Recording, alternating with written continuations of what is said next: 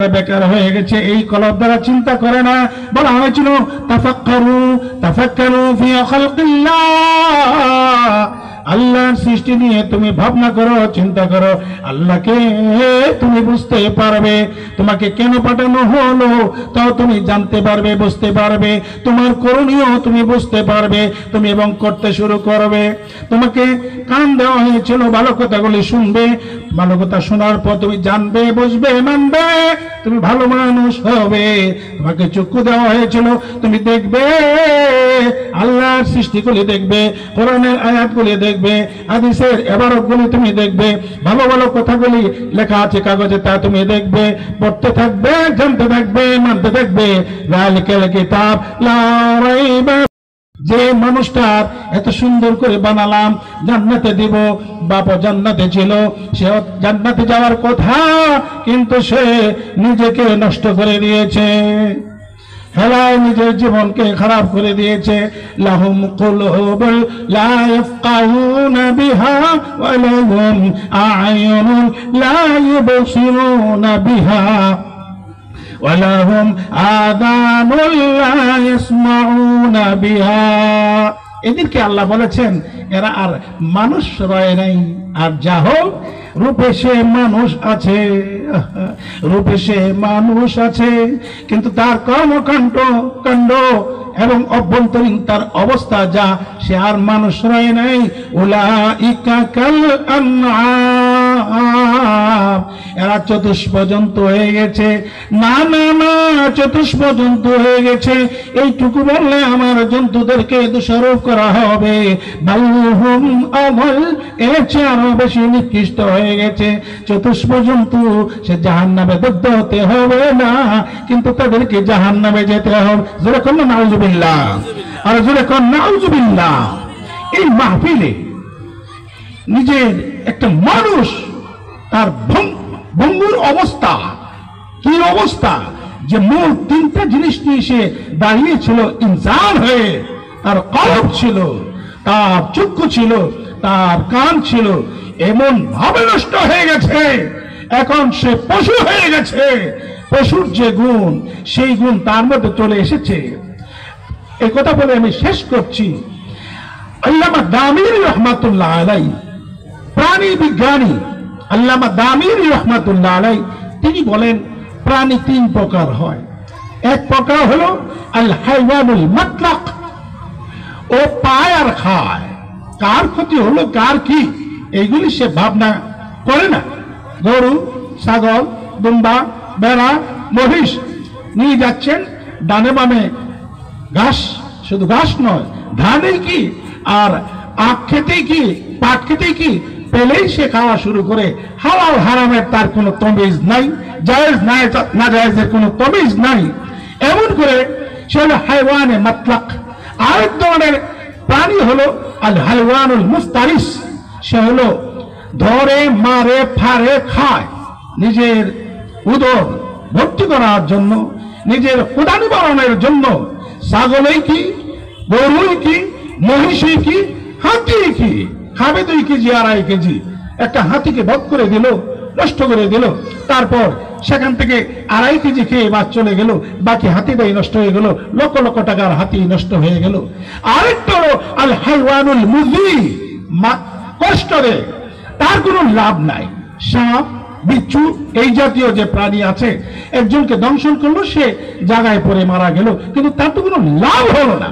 আমি আপনাদেরকে জিজ্ঞাসা করতে চাই, যে 3 চরিত্রের প্রাণীর কথা বলেছি, এই 3 চরিত্রের মানুষ আমাদের সমাজে আছে না নাই?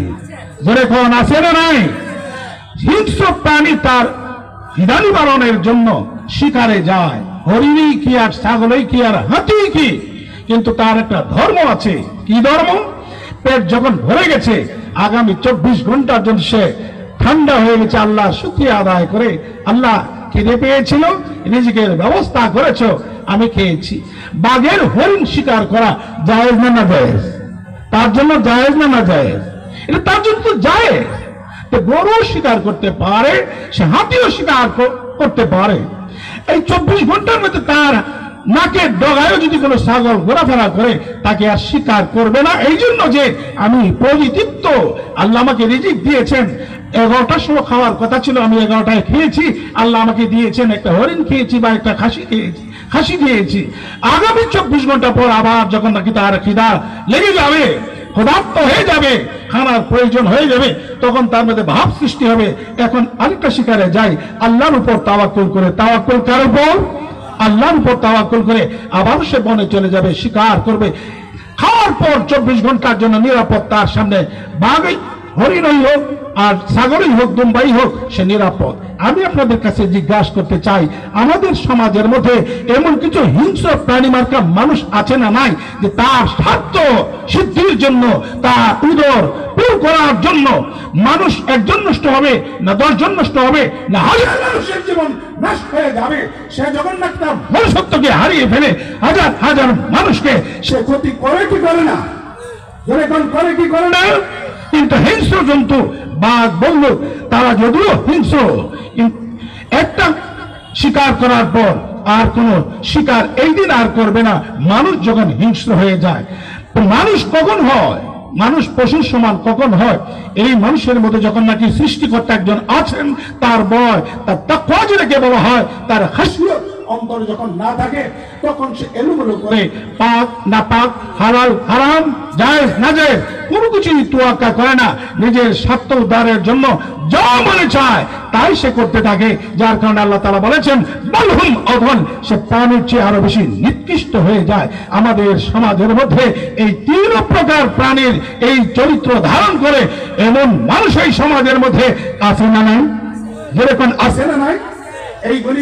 এইগুলির থেকে নিষ্কৃতি পাওয়ার জন্য সেই মানুষ নিজেকে পশুত্ব থেকে বের করে নিয়ে আসার জন্য যা তার দরকার তা হলো এই ভালো কথা শুনো, তা বুঝো, তা মানো। আর ভালো কথা, কোরআনের চেয়ে ভালো কথা আর হতে পারে না, হাদিসের চেয়ে ভালো কথা আর হতে পারে না। আর সেই কথাগুলি ওলামা হযরত ওনারা সুন্দর একটা সিস্টেম করেন, ব্যবস্থা করেন। এই যে আজকের যে ব্যবস্থা করেছেন মৌলানা আব্দুল করিম আব্দুল গনি, অত্যন্ত সুন্দর চমৎকার। এখানে যে আলোচনা হবে, কোরআনের আলোচনা হবে, হাদিসের আলোচনা হবে।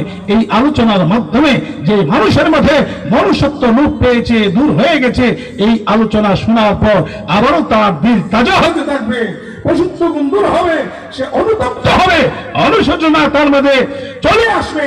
হায় হায় করলাম কি, জিন্দেগি নষ্ট হয়ে গেছে, সত্যি তো তা করা আমার ঠিক হয় নাই, তার একটা বুঝ আসবে, পরিবর্তন হবে। সে পরিবর্তন হয়ে সে আবার মনুষ্যত্বের দিকে ফিরে আসবে। যার কারণে এই মাহফিলের ব্যবস্থা আমি আপনাদেরকে জিজ্ঞাসা করতে চাই, এই মাহফিলে আসবার বসবার শোনার দরকার আছে না নাই? যেরকম আছে না নাই? আমি সভাপতি হিসাবে আওয়াজ দিচ্ছি, চমৎকার চমৎকার আলোচনা করবেন কোরআন এবং হাদিস থেকে। আমার পরেই বুখারী মসজিদের সম্মানিত খতিব আবুল কালাম আজাদ আনোয়ারি সুন্দর চমৎকার আলোচনা করবেন। তারপর ধারাবাহিকভাবে আপনারা লিফলেটে দেখেছেন, মাইকে আলোচনা ঘোষণা শুনেছেন, ওনারা আলোচনা করবেন। আমি আপনাদেরকে আহ্বান করব সভাপতি হিসাবে, আজকের এই মাহফিলটা সিজনের প্রায় শেষ পর্যায়ে, আমার জানা নাই যে আরো কোনো মাহফিল এখানে এই সিজনে রমজানের আগে আর হবে কি হবে না। আর এমনও হতে পারে সিজন নয়, আমার জীবনের শেষ মাহফিল হতে পারে কি পারে না? যেরকম পারে কি পারে না? কাজে কাল বিলম্ব না করে পুরুষ ভাইয়েরা যারা আছি, নিজের কাজকে আজকে একটু শর্ট করে দিই, মূল্যায়ন করি, চলে আসি মাহফিলে, চলে আসি। মা বোন যারা আছি মানসিকভাবে প্রস্তুতি নেই, কাজ করব, বাজায় আমাদের বসে আলোচনা শুনবো। আজকের মাহফিলটা সফল হোক, আল্লাহ কামিয়াব করে দেন। প্রত্যেক বক্তার জবান থেকে কোরআন